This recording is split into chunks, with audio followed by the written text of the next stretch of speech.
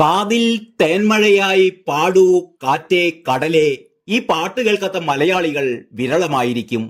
കോരിച്ചൊരിയുന്ന മഴയത്ത് മഴയുടെ ഭംഗി ആസ്വദിച്ച് ഇത്തരം പാട്ടുകളൊക്കെ മൂളി നോക്കാൻ ആർക്കാണെങ്കിലും ഒന്ന് തോന്നിപ്പോകും.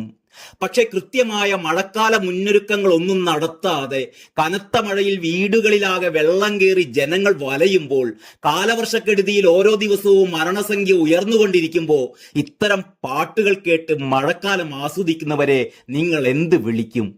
അത് നിങ്ങൾക്ക് തീരുമാനിക്കാം.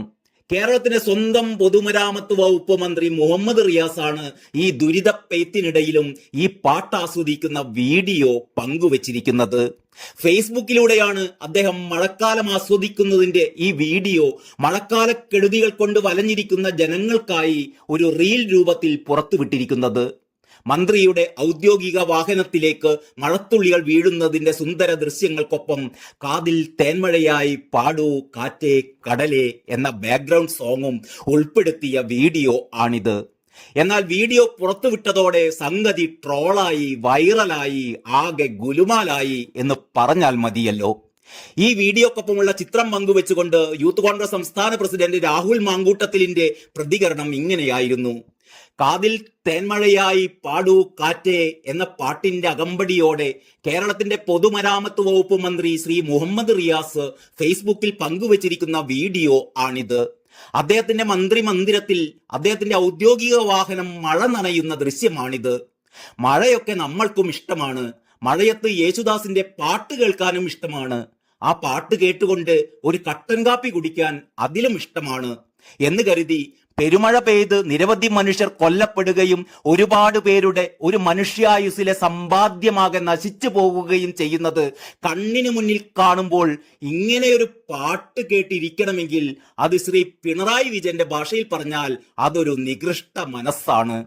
ശ്രീ മുഹമ്മദ് റിയാസ്, അങ്ങയുടെ മന്ത്രിമന്ദിരം ഇരിക്കുന്ന തിരുവനന്തപുരം നഗരം അങ്ങയുടെയും ശ്രീ പിണറായി വിജയന്റെയും ഒക്കെ ഈ ഭരണകാലത്തിൽ വെള്ളത്തിലാണ്.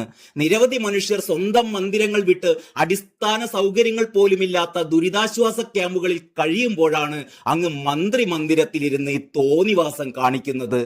എറണാകുളത്ത് മെട്രോ ഏതാ, വാട്ടർ മെട്രോ ഏതാ എന്ന് ജനത്തിന് തിരിച്ചറിയാൻ കഴിയുന്നില്ല. കേരളത്തിലെ മറ്റു സ്ഥലങ്ങളിൽ റോഡിൽ അങ്ങയുടെ സംഭാവനയായ കുഴികളിൽ വെള്ളം കൂടി നിറഞ്ഞ് അപകടം പതിയിരിക്കുന്ന പൊട്ടക്കിണറുകളായി മാറിയിരിക്കുന്നു. ദുരിതത്തിലായ ജനം അങ്ങയെയും ശ്രീ പിണറായി വിജയനെയും ഒന്നും വിളിക്കുന്ന തെറികൾ കാതിന് ഒരു തേന്മഴയുമാകില്ല. മഴ ആസ്വദിച്ചു കഴിഞ്ഞെങ്കിൽ മഴക്കെടുതിയിൽ കഴിയുന്നവരെ കരുതൂ മിനിസ്റ്ററെ. ഈ മന്ത്രിമന്ദിരവും മന്ത്രി വാഹനവും ഒക്കെ ഇപ്പോൾ മഴയിൽ ദുരിതം അനുഭവിക്കുന്ന മനുഷ്യന്റെ സംഭാവനയാണെന്ന് മറക്കരുതേ എന്റെ പൊന്നു സാറേ. ഇത്രയുമാണ് രാഹുൽ മാങ്കൂട്ടത്തിലിന്റെ ഫേസ്ബുക്ക് പോസ്റ്റ്. ഇനി ഇതാ സാധാരണക്കാരുടെ രോഷപ്രകടനങ്ങൾ.